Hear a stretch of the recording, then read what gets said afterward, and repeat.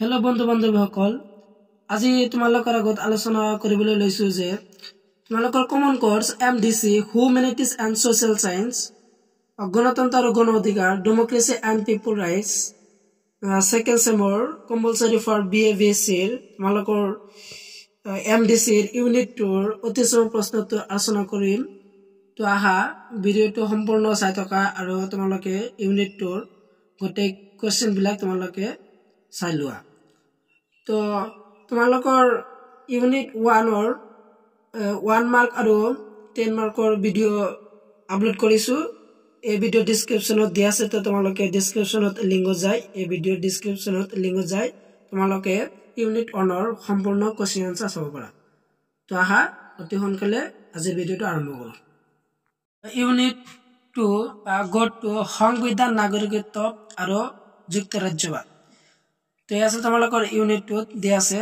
Chapter তো ইয়াৰ কিছুমান অতি সহজ প্ৰশ্ন আলোচনা কৰিম তো তোমালোকৰ ফাৰ্স্ট কোৱেশ্চন নম্বৰ 1 ত দিয়া আছে যে খালি ঠাই পূৰণ কৰা তো খালি ঠাই পূৰণ কৰাৰ ইয়াৰ পৰা তোমালোকে কিমান কটা চাবা কোৱেশ্চন তো আহা তোমালোকে চাই লোৱা তো ক নম্বৰটো চাবা যে ভাৰতীয় সংবিধান 1949 চনৰ তাৰিখে গ্ৰহণ কৰা হৈছিল তো 26 নৱেম্বৰ তাৰিখে গ্ৰহণ কৰা হৈছিল এটো চাবা আৰু খ নম্বৰটো চাবা ভাৰতীয় সংবিধান 1950 চনৰ 26 জানুৱাৰী তাৰিখৰ পৰা কাৰ্যকৰী হৈছে এটো চাবা আৰু ঘ ভাৰত এখন সাৰ্বভৌম সমাজবাদী ধৰ্মনিৰপেক্ষ গণতান্ত্ৰিক ৰাজ্য এটো চাবা আৰু তাৰপিছত চাবা যে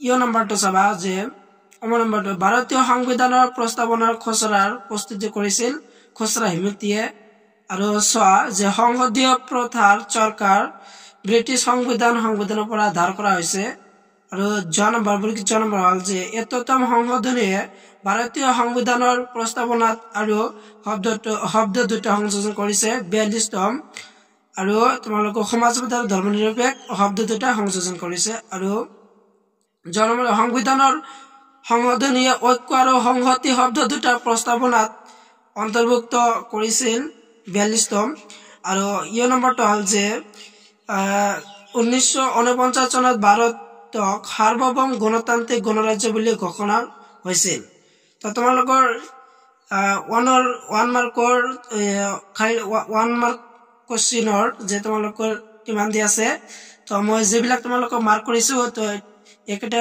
চালে হল তোমালোকৰ এক্সামৰ কাৰণে তাহা নেক্সট কোৱেশ্চন লৈ আগবাঢ়ো তো তোমালোকৰ নেক্সট কোৱেশ্চনটো হল যে কোৱেশ্চন নম্বৰ 2 শুদ্ধ উত্তৰটো বাছি উলিওৱা তো শুদ্ধ উত্তৰ বাছি উলিয়াবলৈ কৈছে তো 1 হল যে কোৱেশ্চন নম্বৰ 1 যে প্ৰস্তাৱনাত ভাৰতক এখন গণৰাজ্য হিচাপে স্বীকৃতি দিছে তো অপচন ক দিয়া আছে যে সাৰ্বভৌম খ দিয়া আছে সমাজবাদী ঘ দিয়া আছে ধৰ্মনিৰপেক্ষ আৰু ঘ দিয়া আছে গণতান্ত্ৰিক তো ইয়াৰ আনসাৰটো হ'ব যে গণতান্ত্ৰিক তো শুদ্ধ উত্তৰটো তোমালোকৰ এটা চালে হল আৰু ইয়াৰ পিছত চাবা যে আৰু তাৰ পিছত আছে যে তোমালোকৰ কোৱেশ্চন নম্বৰ 3 অতি ইম্পৰ্টেন্ট কোৱেশ্চনটো হয় যে সংবিধান কি ভেৰি ভেৰি ইম্পৰ্টেন্ট ফাইনাল এক্সামৰ কাৰণে তো তোমালোকৰ এই কোৱেশ্চন অতি ইম্পৰ্টেন্ট এই কোৱেশ্চনটো তোমালোকৰ সেশনৰ এক্সামত আহিছিল আৰু ফাইনাল এক্সামৰ কাৰণে অতি ইম্পৰ্টেন্ট হয় এই কোৱেশ্চনটো তোমালোকে ভালকৈ পঢ়ি থবা তো ইয়াৰ আনসাৰটো হল যে সংবিধান কি যে সংবিধান এখন দেশৰ মৌলিক আইন ইয়াত দেশৰ শাসন ব্যৱস্থা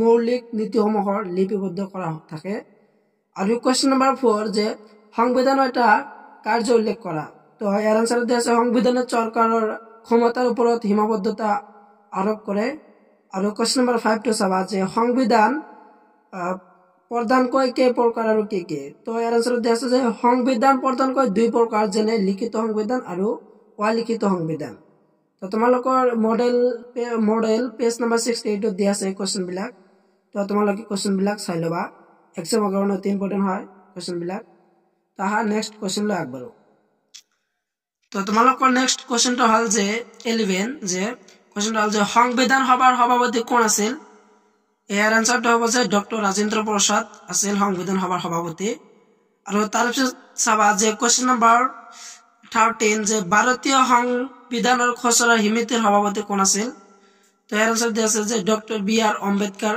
আছিল ভাৰতীয় সংবিধানৰ খচৰা সমিতিৰ সভাপতি আৰু তাৰপিছত চাবা যে কোৱেশ্চন নম্বৰ 15 যে ভাৰতীয় সংবিধানখন আন কোন দেশৰ সংবিধানৰ পৰা গ্ৰহণ কৰা হৈছে তো ইয়াৰ আনসাৰ দিয়া আছে যে তোমালোকৰ যে ব্ৰিটিছ সংবিধান আমেৰিকা যুক্তৰাষ্ট্ৰৰ সংবিধান, কানাডাৰ সংবিধান আৰু আয়াৰলেণ্ডৰ সংবিধানৰ পৰা গ্ৰহণ কৰা হৈছে ভাৰতীয় সংবিধানখন। আৰু তাৰ পিছত চাবা যে কুৱেশ্যন নম্বৰ 16 যে ভাৰতীয় সংবিধানখন এখন লিখিত সংবিধান হয় নে নহয় লিখে। তো তোমালোকৰ এনসাৰটো হ'ব হয়। আৰু কুৱেশ্যন নম্বৰ 18 দিয়া আছে যে কোনটো শব্দৰ পৰা নাগৰিক শব্দটো উৎপত্তি হৈছে। তো ইয়াৰ এনসাৰটো হ'ল যে নাগৰিক, চিটিজেন শব্দটো লেটিন শব্দ চিভিজৰ পৰা উৎপত্তি হৈছে। আৰু তাৰ পিছত চাবা যে কুৱেশ্যন নম্বৰ 19 নাগৰিকত্ব ধাৰণাৰ মাজেৰে কোনে অভিজাতন্ত্ৰ পক্ষপাত কৰিছিল। তো ইয়াৰ এনসাৰটো হ'ল যে এৰিষ্টটলে কৰিছিল। আৰু ইয়াৰ পিছত আছে যে কুৱেশ্যন নম্বৰ 23 যে ভাৰতৰ সংবিধানত যুক্তৰাষ্ট্ৰ শব্দটো উল্লেখ আছেনে। তো ইয়াৰ এনসাৰটো আছে যে নাই, যে ভাৰতক ৰাজ্যসমূহৰ সংঘ বুলি কোৱা হয়, তাতে কাৰণে ভাৰতত সংবিধানত যুক্তৰাষ্ট্ৰ শব্দটো উল্লেখ নাই। তো আৰু আছে তোমালোকৰ কোৱেশ্চন। তো নেক্সট কোৱেশ্চন লৈ আগবাঢ়ো। তো নেক্সট কোৱেশ্চনটো হ'ল যে 24 যে ভাৰতবৰ্ষত যুক্তৰাষ্ট্ৰীয় শাসন ব্যৱস্থা ব্ৰিটিছ কোনখন আইনত উল্লেখ আছিল। তো ইয়াৰ এনসাৰ দিয়া আছে যে 1935 চনৰ ভাৰত শাসন আইনত। আৰু কুৱেশ্যন নম্বৰ 26 তো চাবা যে ভাৰতীয় সংবিধানখন যুক্তৰাষ্ট্ৰীয় নহয়, একাত্মক নহয়, কিন্তু ই দুয়োটাৰে এক সংমিশ্ৰণ কোনে কৈছিল। এনসাৰত আছে যে দুৰ্গা দাস বসুৱে কৈছিল। আৰু কুৱেশ্যন নম্বৰ 27 তো চাবা যে ভাৰত যুক্তৰাষ্ট্ৰত অৱশিষ্ট ক্ষমতা হাতত দিয়া আছে। তো ইয়াৰ এনসাৰ দিয়া আছে কেন্দ্ৰীয় চৰকাৰৰ হাতত দিয়া আছে। আৰু কুৱেশ্যন নম্বৰ 28 ৰাজ্যিক ঘোষিত থকা বিষয়সমূহৰ ওপৰত সংসদে আইন প্ৰণয়ন কৰিব পাৰেনে। ইয়াৰ এনসাৰ আছে যে পাৰে। আৰু কুৱেশ্যন নম্বৰ 30 যে ৰাজ্যিক ঘোষিত কিমানটা বিষয়ত অন্তৰ্ভুক্ত হৈছে 66টা আছে। আৰু তাৰ পিছত চাবা যে কুৱেশ্যন নম্বৰ 31 কেন্দ্ৰীয় ঘোষিত কিমানটা বিষয় সুনিৰ্দিষ্ট আছে। তো ইয়াৰ এনসাৰ দিয়া আছে যে 97। আৰু তাৰ পিছত চাবা যে কুৱেশ্যন নম্বৰ 33 ৰাজ্যিক আইন আৰু কেন্দ্ৰীয় আইনৰ মাজত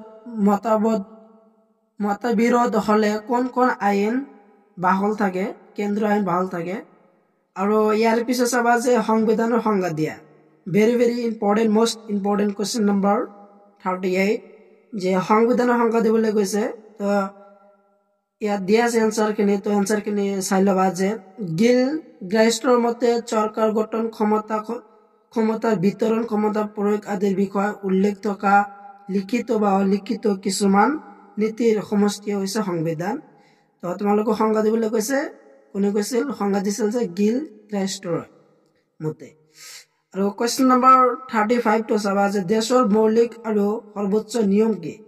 তো ইয়াৰ এনসাৰ দিছে সংবিধানেই হৈছে দেশৰ সৰ্বোচ্চ আইন। তো চাবা এইটো। আৰু নেক্সট কুৱেশ্যন লৈ আগবাঢ়ো আহা। নেক্সট কুৱেশ্যনটো হ'ল যে 36 এটা শব্দত সংবিধান আইন কি। তো ইয়াৰ এনসাৰ দিছে সংবিধান আইনৰ স্বৰূপ বহল অৰ্থত সংবিধান হৈছে সংগঠিত গোটৰ কাম কাজ নিয়ন্ত্ৰণ কৰা নিয়মৰ এটা গোট। আৰু কুৱেশ্যন নম্বৰ 38 সংবিধান কিয় মৌলিক আইন। তো ইয়াৰ এনসাৰখিনি তোমালোকে চাই লোৱা, স্ক্ৰীনত দিয়া আছে। তো এনসাৰখিনি চাই লোৱা। আৰু কুৱেশ্যন নম্বৰ 38 তো চাবা যে মৌলিক আইনৰ অৰ্থ কি। তাৰ এনসাৰ দিয়া আছে আইনগত কাৰ্যৰ পৰা পৃথক ৰাজনৈতিক এককৰ জৈৱিক বা মৌলিক আইন, বিশেষভাৱে ই সংবিধান। এইটো চাবা। আৰু নেক্সট কুৱেশ্যনটো চাবা যে তোমালোকৰ 40 আমাৰ সংবিধানক কিয় দেশৰ মৌলিক আইন বুলি জনা যায়। ইয়াৰ এনসাৰটো চাই ল'বা। আমাৰ সংবিধানক কিয় দেশৰ মৌলিক আইন বুলি জনা যায়, ইয়াৰ এনসাৰত দিয়া আছে। তোমালোকৰ এনসাৰ কি দিয়া আছে, তো তোমালোকে এনসাৰখিনি তোমালোকে চাই ল'বা।